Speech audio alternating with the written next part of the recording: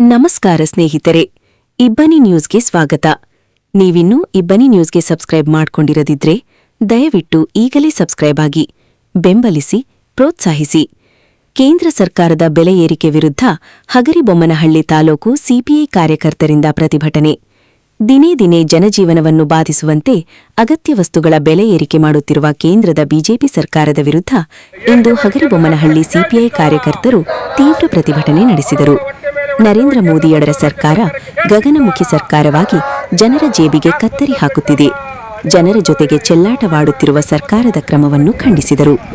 ಗೃಹ ಬಳಕೆಯ ಅಡುಗೆ ಅನಿಲದಿಂದಿಡಿದು ಪೆಟ್ರೋಲ್, ಡೀಸೆಲ್ ಬೆಲೆಗಳನ್ನು ಏರಿಸಿರುವ ಸರ್ಕಾರ ಜನವಿರೋಧಿಯಾಗಿದೆ. ಅಮೆರಿಕ ಸರ್ಕಾರದ ಆದೇಶವನ್ನು ಪಾಲಿಸುತ್ತಾ ದೇಶದ ಜನರ ಹಿತಾಸಕ್ತಿಯನ್ನು ಬಲಿಕೊಡುತ್ತಿರುವ ಮೋದಿ ಸರ್ಕಾರವನ್ನು ತರಾಟೆಗೆ ತೆಗೆದುಕೊಂಡ ಕಾರ್ಯಕರ್ತರು ಸರ್ಕಾರದ ವಿರುದ್ಧ ಹರಿಹಾಯ್ದರು. ಗೃಹ ಬಳಕೆಯ 14.2 ಕೆಜಿ ಎಲ್ಪಿಜಿ ಸಿಲಿಂಡರ್ ಕಳೆದ ಫೆಬ್ರವರಿಯಲ್ಲಿ 890 ರೂಪಾಯಿ, ಮಾರ್ಚ್ ತಿಂಗಳಲ್ಲಿ 60 ರೂಪಾಯಿ ಹಾಗೂ ಜೂನ್ ತಿಂಗಳಲ್ಲಿ ಮತ್ತೆ 29 ರೂಪಾಯಿ ಬೆಲೆ ಏರಿಸಿ ಬರೆ ಎಳೆದಿದೆ ಎಂದು ಆರೋಪಿಸಿದರು. ಕಡುಬಡವರ ಜೀವನ ನಿರ್ವಹಿಸುವುದು ಅತ್ಯಂತ ಕಷ್ಟವಾಗಿದೆ ಎಂದು ತಿಳಿಸಿದರು.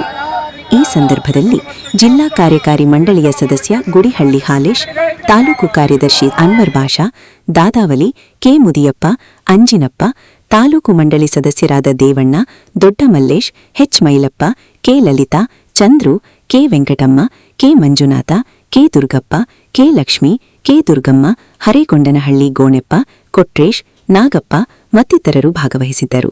ವರದಿ ಗುಡಿಹಳ್ಳಿ ಹಾಲೇಶ್.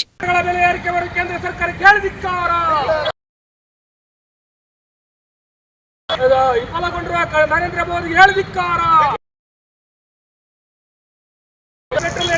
ಕೇಂದ್ರ ಸರ್ಕಾರಕ್ಕೆ ಧಿಕ್ಕಾರ.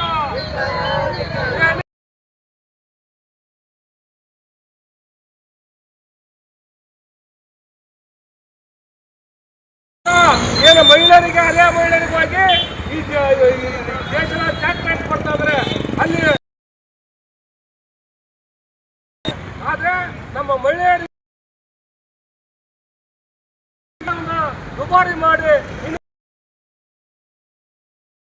ಅಂತೇಳಿ ಇವತ್ತು ಹೇಳ್ತಂದ್ರೆ ಎಷ್ಟು ಪ್ರಧಾನಮಂತ್ರಿ ಆದ ಪ್ರಧಾನಿ ಬಹಳ ನಾವು ಒಪ್ಪಿಗೆ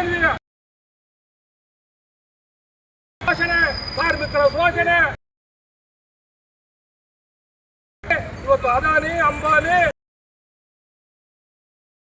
ಪಾಕಿಸ್ತಾನ ಅಂತ ಹೇಳಿ ಎಷ್ಟು ಪ್ರಧಾನಮಂತ್ರಿ ಸ್ವತಂತ್ರ ಬಂದು ಇಷ್ಟು ವರ್ಷದ ಅಭಿವೃದ್ಧಿಯಲ್ಲಿ ತಂದೆಯ ಪ್ರಧಾನಮಂತ್ರಿ ಅಮೆರಿಕ ಹೇಳಿದ ರೀತಿ ಕೇಳಿದ